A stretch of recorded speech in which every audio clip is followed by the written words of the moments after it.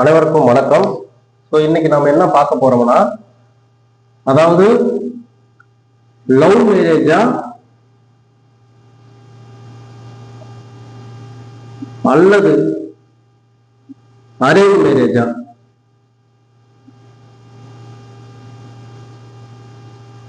அதாவது ஒருவருக்கு காதல் திருமணம் நடக்குமா அல்லது நிச்சயிக்கப்பட்ட திருமணம் நடக்குமா அப்படின்னு சொல்லிட்டு பாக்குறோம். ஒருவருடைய ஜாதகத்துல பொதுவா நம்ம காதல் அப்படின்னாவே 5ஆம் பாவம், காதல் திருமணம்னா 5ஆம் பாவம். அதே அடுத்தது 4ஆம் பாவம் அப்படிங்கிறது நிச்சயிக்கப்பட்ட திருமணம்.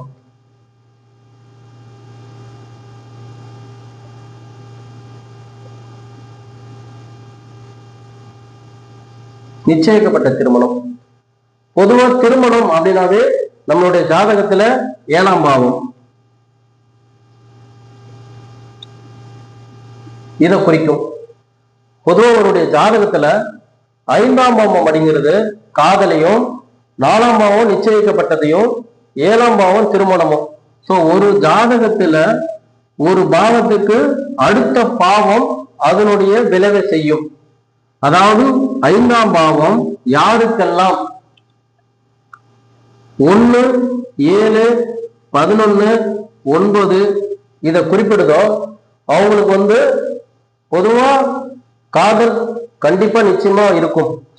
ஒரு பொருளவோ ஏதோ யாரை பார்த்தாலும் ஒரு பார்த்த உடனே ஒரு அட்ராக்ஷன், ஒரு ஈர்ப்பு, அவங்க எதை பத்தியுமே யோசிக்க மாட்டாங்க. அவங்களுடைய மனசு பறி கொடுத்துருவாங்க. அது 5ஆம் பாவம் ஸ்ட்ராங்கா இருக்கும். இந்த அமைப்பு பொதுவா இன்னும் கரெக்டா சொல்ல போனா 5ஆம் பாவம் 7ஆம் பாவத்தை தொடர்பு கொண்டா நிச்சயமா அவங்களுக்கு காதல் வந்துடும். அவங்களுக்கு உணர்ச்சி வசம் அதிகமா இருக்கும். அந்த காதல் சக்சஸ் ஆகுமா, காதல் திருமணம் ஆகுமானா 5ஆம் பாவம் 7ஆம் பாவத்தை தொடர்பு கொண்டா சக்சஸ் ஆகும்.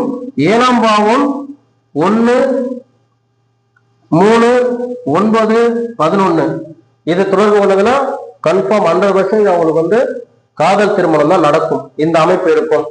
அதே போல பாத்தீங்கன்னா இந்த 4ஆம் பாவம், 4ஆம் பாவம் அப்படிங்கிறது கற்பு.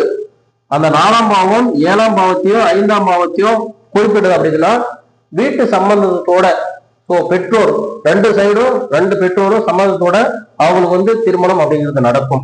இந்த 4ஆம் பாவம், 7ஆம் பாவம், 5ஆம் பாவம் 1, 9 இப்படிலாம் தொடர்பு கொண்டதுன்னா, 11 இப்படிலாம் தொடர்பு கொண்டதுன்னா அவங்களுக்கு லவ் மேரேஜ்ல எந்த ஒரு பிரச்சனையும் வராது.